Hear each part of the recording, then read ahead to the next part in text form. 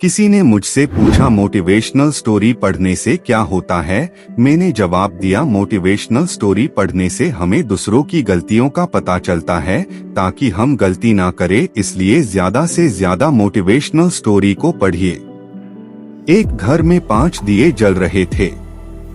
एक दिन पहले एक दिए ने कहा, इतना जलकर भी मेरी रोशनी की लोगों को कोई कदर नहीं है, तो बेहतर यही होगा कि मैं बुझ जाऊं।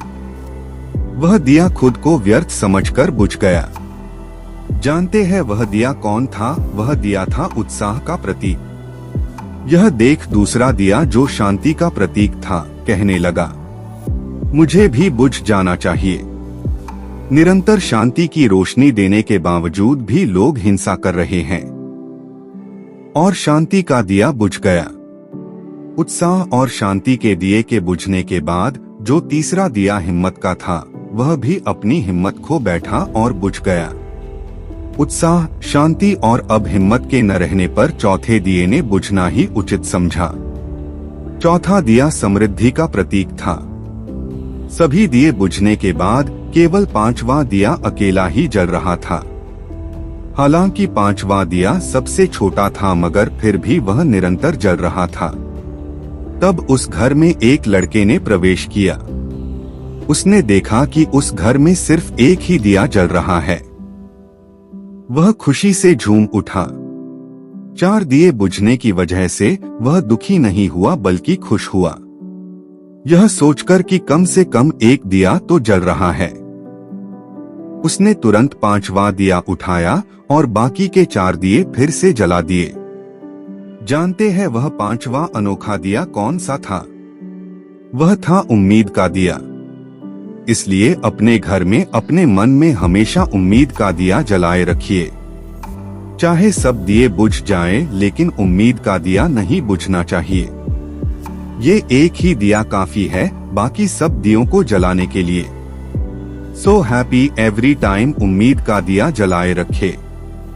उम्मीद। एक लड़की कार चला रही थी और पास में उसके पिताजी बैठे थे।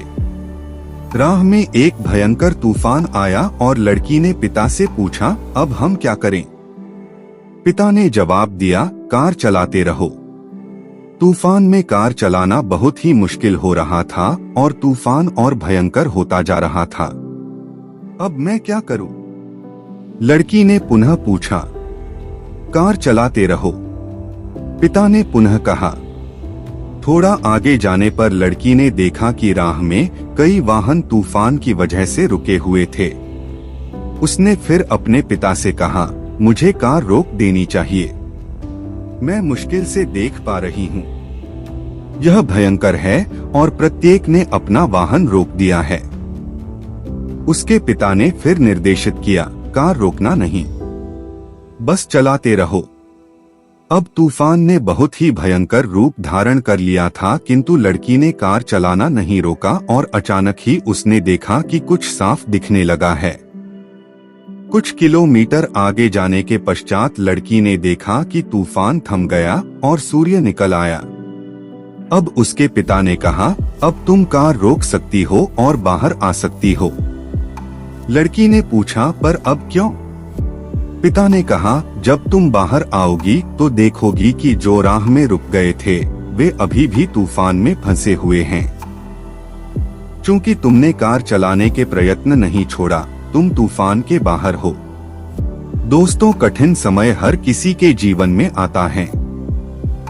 मजबूत से मजबूत इंसान भी प्रयास छोड़ देते हैं, किंतु हमें प्रयास कभी भी छोड़ना नहीं चाहिए। निश्चित ही जिंदगी के कठिन समय गुजर जाएंगे और सुबह के सूर्य की भांति चमक आपके जीवन में पुनः आएगी। तो हमें निराश नहीं होकर डटे रहना चाहिए। हेलो दोस्तों, आशा है कि आपको ये स्टोरी अच्छी लगी होगी। स्टोरी अच्छी लगी हो तो स्टोरी को लाइक और अपने दोस्तों के साथ शेयर करें। तो मिलते हैं एक ऐसी ही स्टोरी में नेक्स्ट स्टोरी वीडियो में। अगर आप इस चैनल पर नए हैं तो आप मेरे इस YouTube चैनल स्टोरी अड्डा बाय AP को सब्सक्राइब करें। Thanks for watching.